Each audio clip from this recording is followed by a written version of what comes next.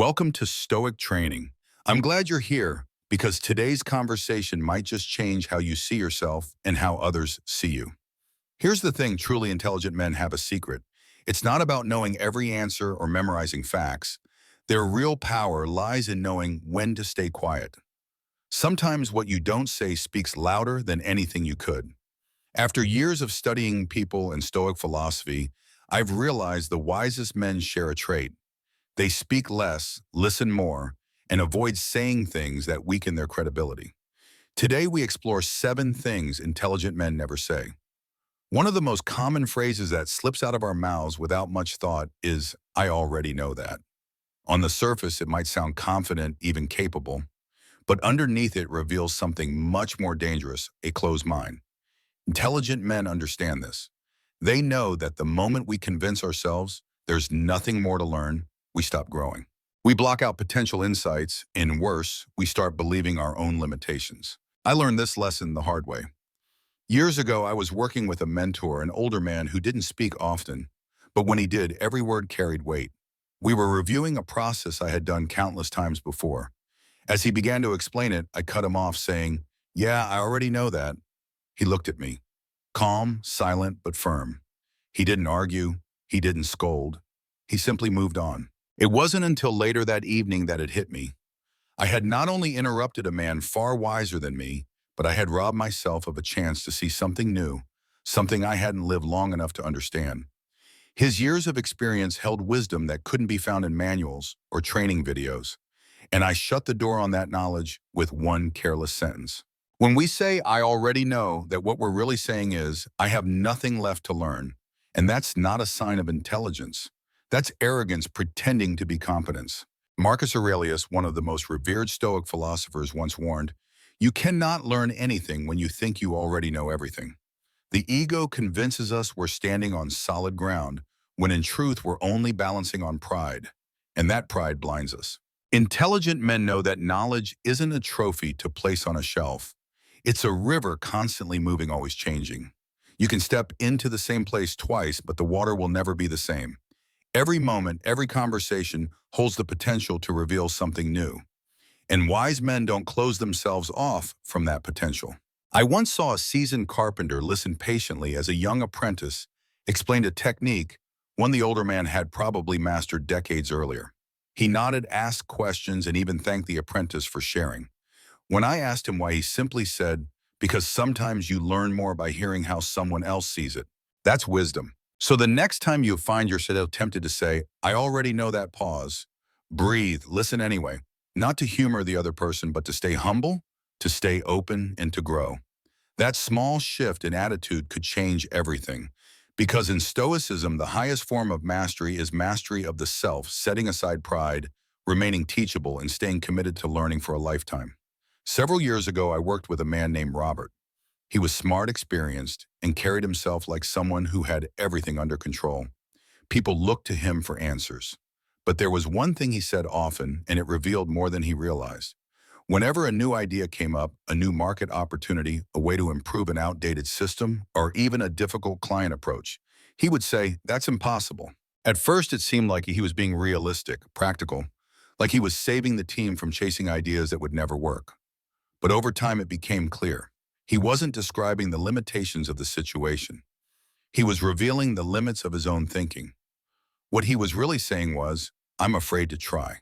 That fear wasn't loud. It wasn't dramatic. It wore the mask of logic, caution, and experience. But underneath it was fear. All the same fear of failure, fear of looking foolish, fear of the unknown. The Stoics understood this kind of fear. Seneca wrote, "We suffer more often in imagination than in reality." That's what Robert was doing. He wasn't thinking clearly about the facts. He was imagining everything that could go wrong. And that imagination became a wall that stopped progress before it ever started.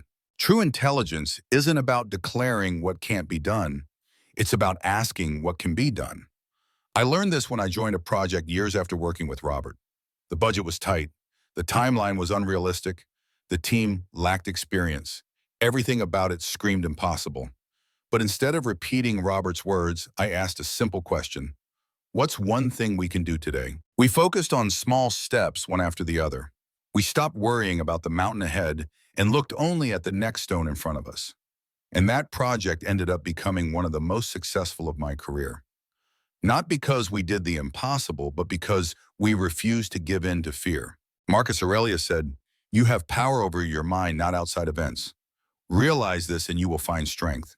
That's the core of it. When a man says that's impossible, he gives up before the challenge begins. Intelligent men, however, understand that what feels impossible is often just unfamiliar. They meet the challenge with calm persistence, not panic or surrender. The truth is, every great achievement starts with uncertainty. But if you wait until everything feels safe, you'll never move. Intelligent men step forward anyway. They know that obstacles are not roadblocks. They are tests, and passing those tests means not letting fear speak louder than courage. Stoic courage isn't blind optimism. It's disciplined action in the face of doubt. And that's how impossible things become possible. One of the most damaging things a man can say is, "That's not my fault." It might feel justified in the moment, especially when something goes wrong at work, in a relationship, or in life. It's human nature to want to defend ourselves, to make it clear that the blame belongs somewhere else. But intelligent men know the truth. Every time we push responsibility away, we also give away our power. Responsibility isn't the same as blame. Blame is about pointing fingers. Responsibility is about influence, about what you can still do, what you can still change. When you refuse to take even a small part of the responsibility, you also give up the opportunity to learn, grow, and take control of the outcome. I saw this play out with a friend of mine named Michael. He lost a major client, and right away he had a list of reasons why it wasn't his fault. The client was demanding, the market was unstable, the team missed deadlines. All of that may have been true. But while he was busy proving he wasn't to blame, the chance to learn something valuable slipped right through his fingers. He kept repeating the same mistakes, convinced that the problem was always someone else's to fix.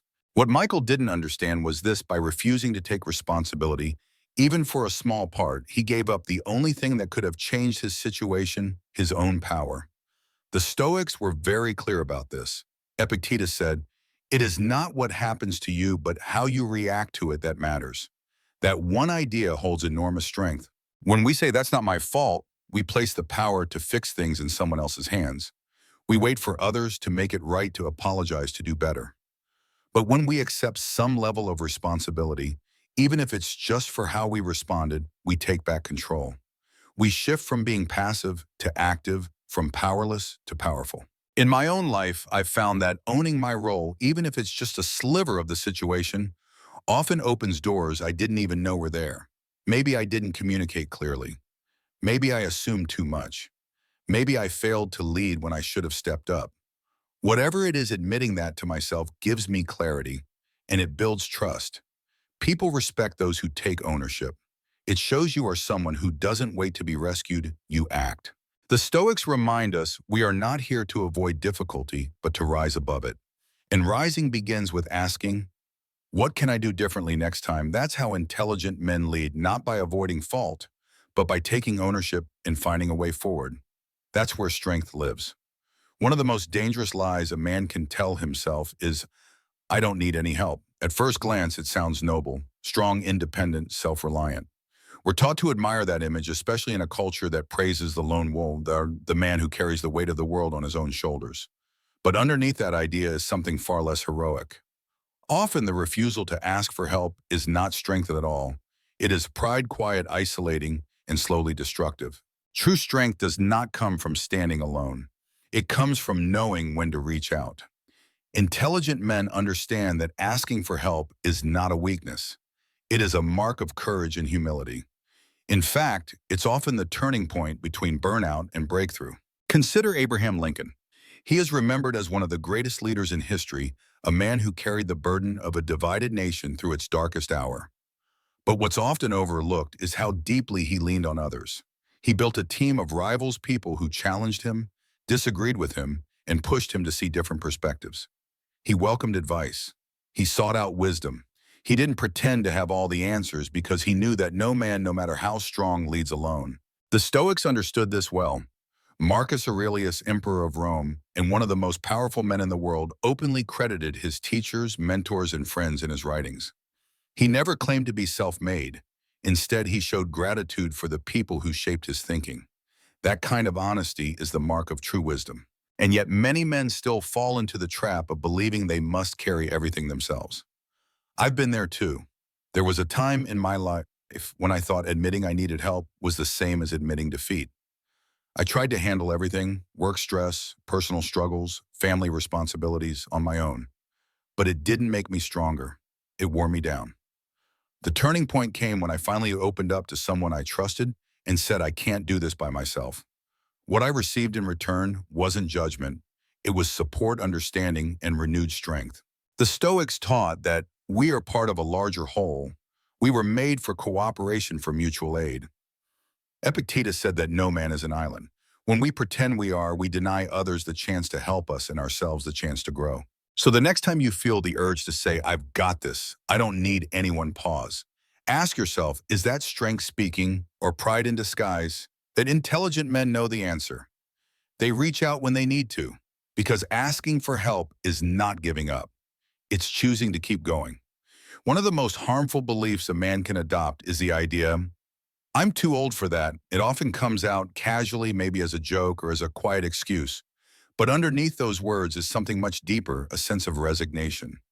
It is the belief that our best days are behind us and that there is no more room for growth, adventure, or purpose. Intelligent men know this mindset is not only limiting, it is dangerous. The truth is, age is not the end of possibility. It is the beginning of wisdom.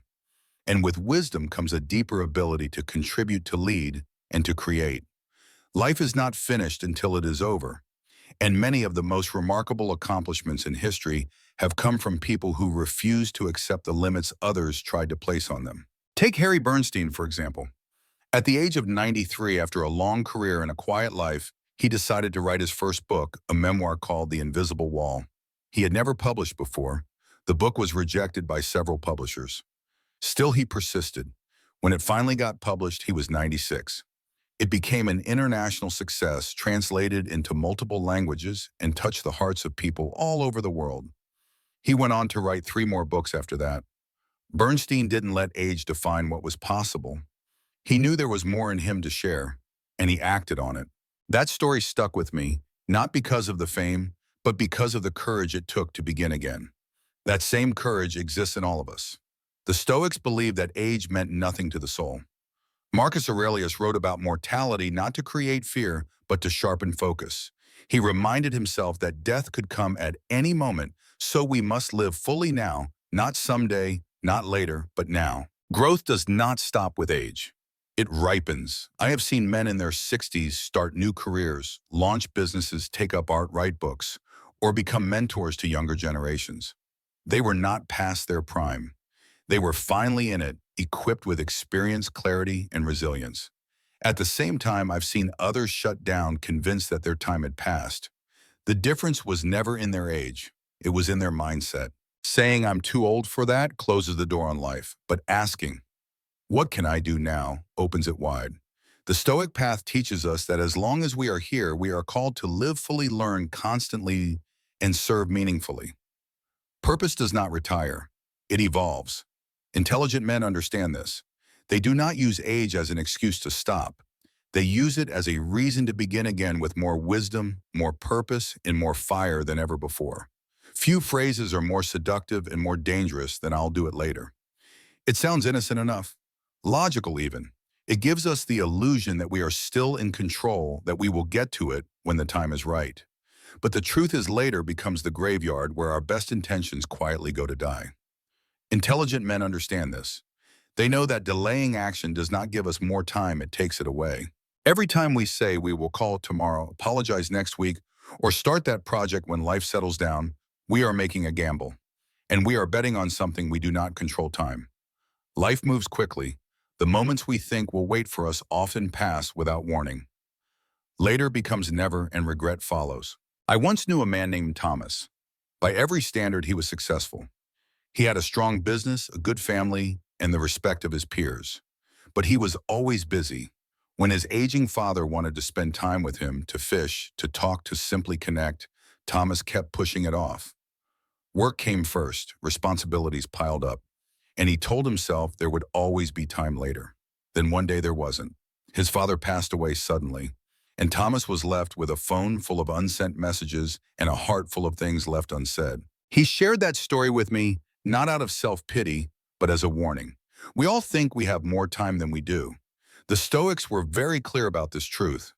Marcus Aurelius reminded himself daily that death could come at any moment, not to be morbid, but to stay awake, to live with urgency. He wrote, "You could leave life right now. Let that determine what you do and say and think." That is not just philosophy, that is a mindset. Intelligent men live by it. They know the clock is not in their hands. They know opportunity rarely comes twice. So they act. They make the call. They mend the relationship. They write the letter, start the business, speak the truth. Not because it is easy, but because they understand that waiting for the perfect moment is a dangerous game. In my own life, I have felt the weight of later. I've put off conversations I did not want to have, skipped chances to say what mattered, and delayed dreams because of fear or doubt. But when I finally acted, when I stopped waiting, something changed. The pressure lifted, clarity replaced hesitation. And I realized something powerful: action creates peace. Intention alone creates regret. The Stoics urge us to live now, fully, courageously, because later is not a promise. It is a lie we tell ourselves to feel safe. The intelligent man sees this for what it is and chooses to act today. One of the most limiting things a man can say is, "That's just how I am." It sounds final, like a full stop at the end of a sentence. But what it really reveals is a quiet surrender, a decision to stop growing. Intelligent men recognize this mindset for what it is: an excuse. A shield used to protect comfort zones, avoid change, and escape responsibility. We are not born fixed in stone. Who we are is not some permanent condition. It is shaped by what we choose to do again and again. The moment a man tells himself he cannot change, he is not stating a fact. He is giving up on becoming better. He is refusing the hard but necessary work of self-examination, effort, and transformation. I have seen this play out many times. A man loses his temper regularly and, when confronted, says, "That's just how I am." Another avoids deep relationships and explains it away by saying, "I've always been like this." These aren't statements of truth. They are forms of resistance, resistance to discomfort, to accountability, to vulnerability. But nothing meaningful grows in comfort. Growth requires discomfort, and intelligent men are willing to face it. The Stoics taught that we are not prisoners of our personality or past. Epictetus said it clearly. It is not things themselves that disturb us, but our opinions about them. In the same way, it is not our nature that keeps us stuck. It is the story we keep telling ourselves about who we are. That story can be rewritten. Change is not easy. It takes effort, honesty, and time. But it is possible, and it is powerful. The Stoics believed that self-mastery was the highest goal in life, not because it was simple, but because it was the path to meaning, strength, and wisdom. The man who chooses growth, even when it is hard, is the man who honors his potential. In my own journey, I have had to confront parts of myself I didn't like, behaviors that were holding me back, patterns that no longer served the man I wanted to become.